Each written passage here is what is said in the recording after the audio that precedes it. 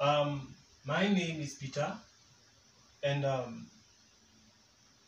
I'm back. I've been away for some times, but now I'm back. I'll be doing some few lessons in GIKUYU. This is one of the series.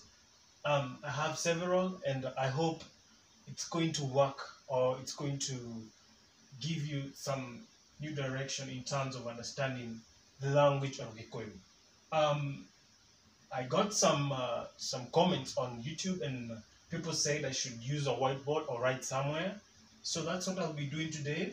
I'll be illustrating how the alphabets are in GIKUYU, and also I'll be going to talk more about vowels and other stuff. So first of all, we have different alphabets in GIKUYU, and as you can see, these vowels, they are a little bit different from GIKUYU, from English, in terms of some of the letters are not here, and some of the and we have some new letters. That is these two letters, of which later on I'm going to explain how they are pronounced and how they work in different sentences. So first of all, allow me to pronounce these alphabets as they are said in GIKUYU, and I will start with A. We have A. We have B. We have C. D. E. G. H. I. And then we have another new alphabet which is usually in GIKUYU only. We have A. We have J. We have K. M. N. O. R. T. U. And then another one here which is called O. Of which also we're going to see how it constructs as a verb or something like that. And then we have W, then finally we have Y. So in GIKUYU, we also have vowels. We have vowels which are also a little bit different from English, but basically they are the same in terms of what they mean. Yes, vowels. So first of all,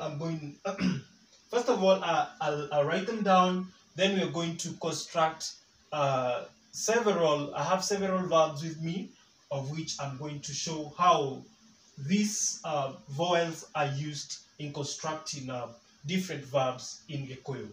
So we have A, right? We have E. We have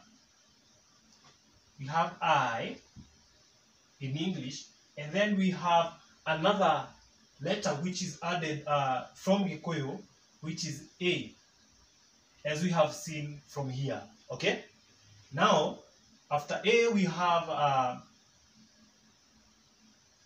O, then we have U, then finally from GIKUYU again we have O. Okay, basically this is the foundation of learning how to pronounce and how to write your GIKUYU well. And if you are able to know how to pronounce these vowels in GIKUYU, and whenever you see a word and you see these two kind of letters with some funny writings up there, as you can see, you'll be able to know that these two letters are from GIKUYU, and you'll be able to say very well that this is A and this is O. Okay, now I will go straight to some usage of these different vowels in GIKUYU. For today, that's what we're going to do, and it's going to help very much, because for the few clients that I've had teaching GIKUYU, I've come to realize that most of them, when they learn these vowels, they are able to even spell GIKUYU very well, and also pronunciation is a little bit easier in terms of saying some words. So we'll start with A. I want to give a verb as an example, and I'll give a verb which is called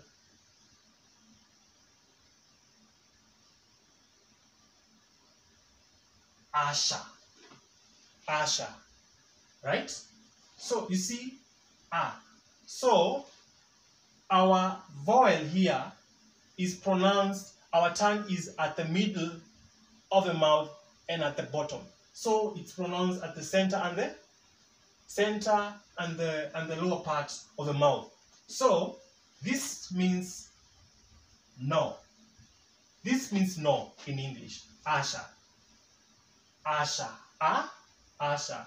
Also in this A in English, we have different names that have A. We have axe.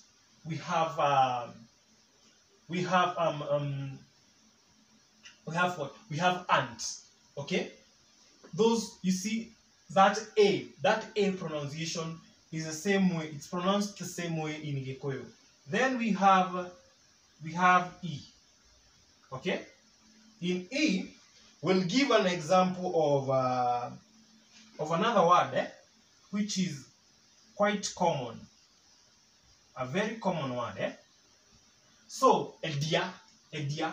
This word is that means it means cell.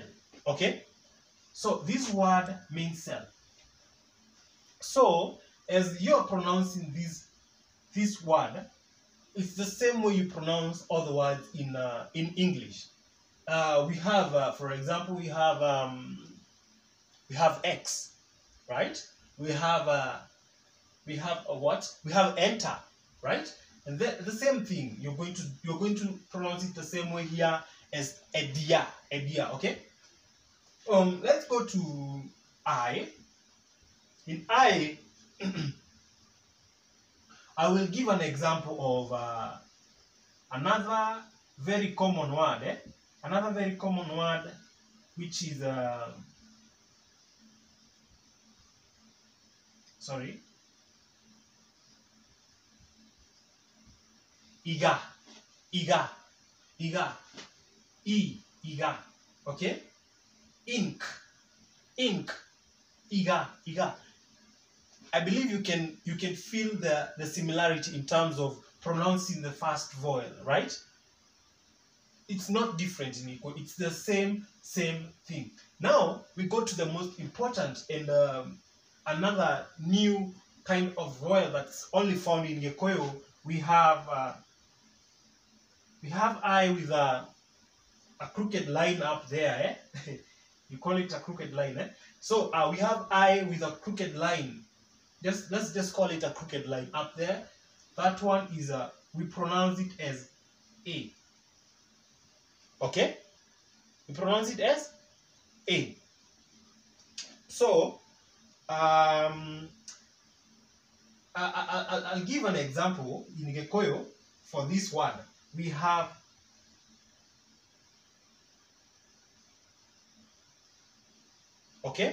a very common word, which is called which means oh, sorry. I'm very sorry for that.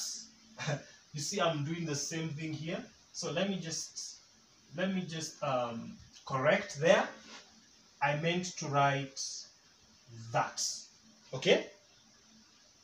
This one you pronounce it as eka, A, right? As I'm telling you, this word, this vowel is A. Okay? When it comes here, it goes eka, which means do, which means doing something. Okay? Eka, right? So as you can see, These are the only, this is one of the two vowels which are new in terms of people have not heard of. If you are learning Gikuyu for the first time, this is the only one vowel that you've not heard of. But the rest are pretty much in English and in Gikuyu. Then we'll go to the next one, which is O. We have an example. We have Oha. Oha, which means tie. Okay? Okay? You can even feel when I'm saying okay. Or Oha, right? Oha. Then we have you. You. You, we will say, we'll give an example of Uma. Uma, which means get out. I know. A long word and it doesn't make sense, right? But that's how Gikuyu is. As I always say, is the French of Kenya. So we have Uma. Uma and get out. Uma is get out. All right? And we have that pronunciation of the vowel U. The vowel U. We have umbrella. Umbrella. Okay.